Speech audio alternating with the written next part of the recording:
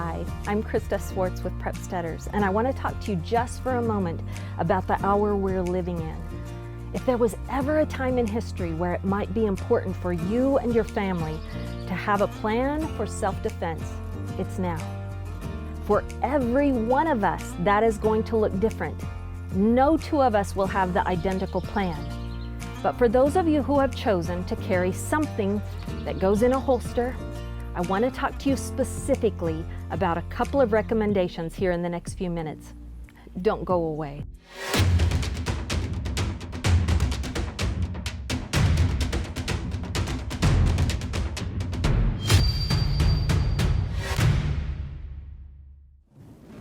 I know this may seem like a hard task I'm giving you, but really it's as simple as a conversation, and it needs to be had now rather than later. I want you to gather all of your family, the immediate family that you have living in the home that you're living in, whether that's 1 or 2 or 10 or 15 of you. You need to all sit down together and don't leave anyone out.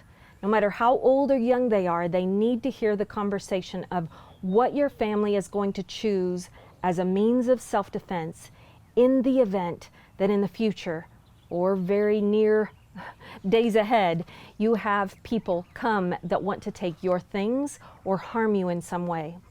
For each one of us, it looks different. Some of you are in a situation where you seem to have a limitless amount of options, and some of you feel like you feel very stymied with very few ideas for how to self-defend. That just is the reality, and deal with it. It's where we're each at. But where you find yourself, now is the day to come up with, okay, what is my plan? Now, if you're having a hard time with that, maybe the first thing you need to do is take a class before anything else, before you even decide. You might want to go try some martial arts, or you might want to try some strategical, tactical property protection class of how to map out the edges of your property and protect yourself from people coming onto your land.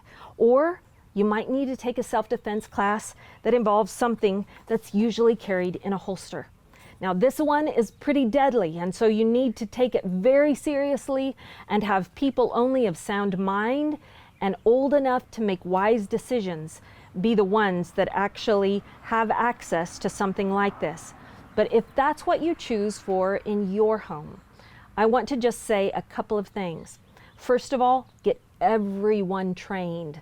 Before they're even allowed to have their hands on one of these, get everyone in your home trained well, so that it's very common and understood and respected, because there's a great deal of respect each of you needs to have for something like this. Secondly, I want to encourage you, get all the licenses you need, okay? And I really recommend that you go ahead and get a concealed carry, even if you don't plan to conceal it at all. The reason being is, if someone were to accuse you of trying to hide something that you really weren't at all, you just wanted it kept out of the way of danger, I don't want anyone to have any way to accuse you of hiding or concealing something that you didn't mean to. And so, go ahead and get your concealed carry so that you're able to defend yourself in the event that you had it hidden and forgot to mention it at the right time or something like that. Secondly, I want you to think about joining a company like the USCCA. Now, they are not a sponsor, nor am I an affiliate. I just happen to be a member of them for a couple of reasons. First of all, they're going to send you, it's an organization that's going to send you all the information that's going to tell you a whole lot more than I can right now, but it stands for the United States Concealed Carry Association. And they have trainings all over the United States. They might have one near you, and they're not just how to use this. It's how first aid. I took one just the other day, sponsored by the USCCA, that was on reminders of my wilderness medic training that I've already had and been certified in. And it was just kind of a refresher course, and I so appreciated that, because you don't get that much opportunity to refresh yourself on things you've been trained in the past.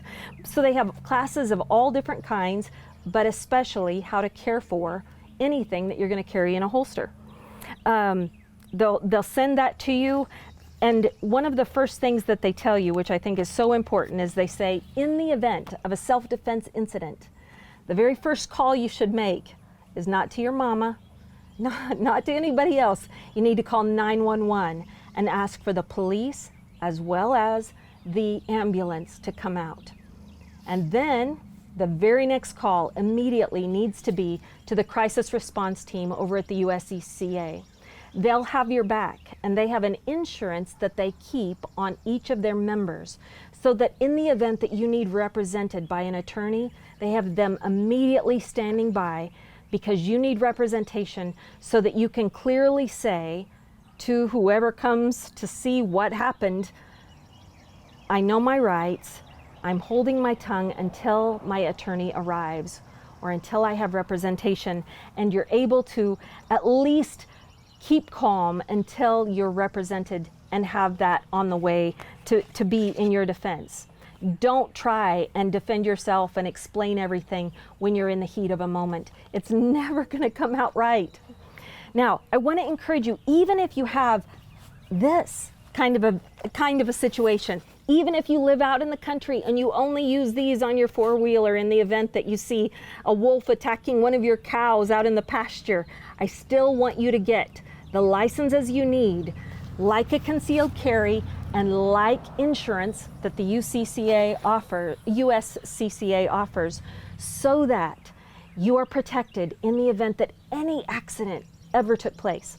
Now, they have different levels of membership. I'm just their lowest level of member. I am not a wealthy person that uses anything like this often enough that I feel like I need the highest level. But if you are, they've got that kind of protection for you. But for anyone who joins, they do usually have some sort of little incentive, which is great. Sometimes they give away a wonderful pack that's like this, or a little tactical bag or something like that. This is what they gave me when I joined, and I just really appreciated it. A Pelican case that is a vault. It's, of course, going to be sturdy and keep my stuff out of the elements, but it also has great latches that are going to be able to be secured down to keep this away from anybody that might find this and not be trained on how to use it.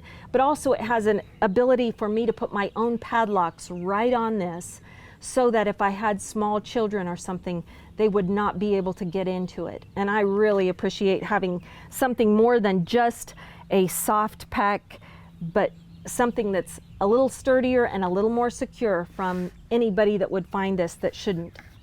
All right, so also definitely have enough of this, enough boxes of this, and now is the time for you to get that. You need to have the right equipment to go with the other right equipment. You don't want to have one without the other. I don't want you to scrimp. Get the right stuff that you need. Don't go cheap. And if you can go American made, that's even better. I want you to know you have the right to defend yourself, and you have the right to get certified and trained and knowledgeable on the different options that are available to you. Take me seriously. This is the time. If you wait even a week or a month or a year from now, it may be too late. So use your best judgment, come up with a plan, and even if you all can't come in perfect agreement, at least have an understanding of where each member in your family is at, and have some sort of training so that each person has some means of protecting their body, their vehicle, and the home that you live in. All right, I'll stop there. Thank you for understanding. This is a very serious topic. I don't want you to wait. Don't procrastinate. Now's the time to have these discussions and to get the training that you need. Thank you for joining us this week. We'll see you next time. And until then, will you go find one person that needs you to be their blessing today, and be that blessing to them. Thanks for joining us. Bye-bye.